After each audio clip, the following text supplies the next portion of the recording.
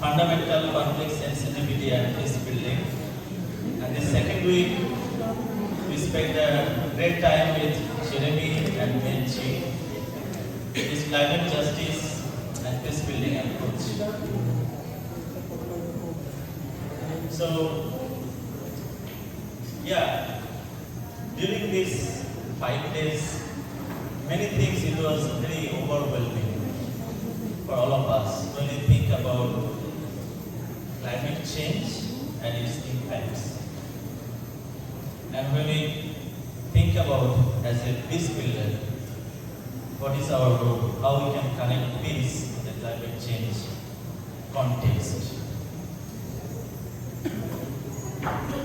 So in the past 2 days, Jeremy helped us to rebirth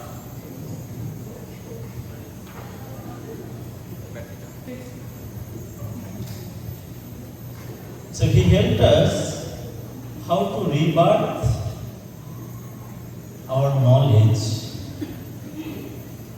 and feel interconnectedness with our loving nature. And that was a great time we spent. It was 30 minutes for us, but we could hear how the songs of earth are touching in our hearts.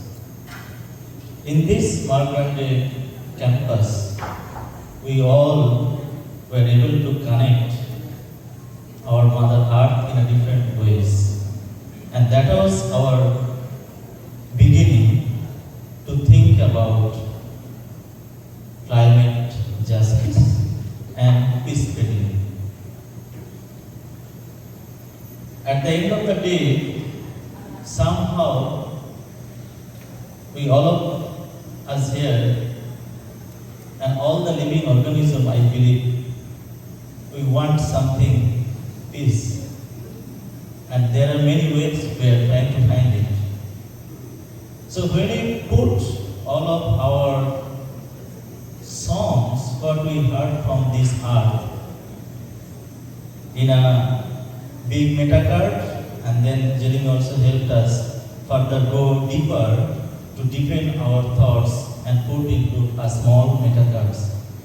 And then one by one, we put our thoughts in both meta cards and started thinking how we can develop a framework. Because without framework, it will be very difficult.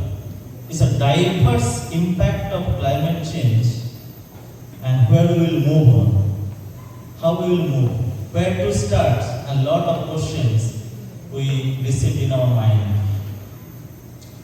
And we were getting lost. Jeremy and Mechi helped us. Again, in the next day, they took us in a countryside and we went to visit Franklin Baker, where the coconut industry, they are doing something different. And we had again multiple perspectives. How the business and the climate and peace building can again interconnected. And we had tried to understand the multiple perspectives. In the afternoon, we visited the nearby Pantai Dagat, one small organization who is trying to find some solution to fight with the plastic, the single-use plastic. And we received again further perspectives, like how even a smaller approach can be connected with the nature, and where is peace builders' role, and how the structures of our society or the networks can help to build peace. Gradually, we jumped into the developing the framework what is presented here. As much as we tried to remove the critical words, we tried to put a simple way to think about the climate justice peace building. We learned what are the different justice from Mechi's presentation, and some of these distributive, procedural, recognition, corrective, etc. Today, we also had a very wonderful learning cycle through appreciative inquiry, how we can think about in this connection. Because it is very important, whenever we talk with our community members, the first answer comes, you know that climate has changed over the last 2 decades or last many years. And that is real. But how you can start even talking with them, the impacts, how to start that. And those who are severely affected, there are more difficulties for us to even initiate talking, to hear their stories. So the appreciative inquiry was very helpful to think about how we can simplify our question to reach to that community, and then start hearing their stories and document and connect as a peace builder.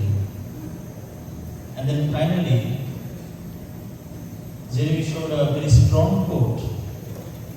We got to where we are because something worked. And that giving us a very strong sense why across different countries we are here in MPI peace building course.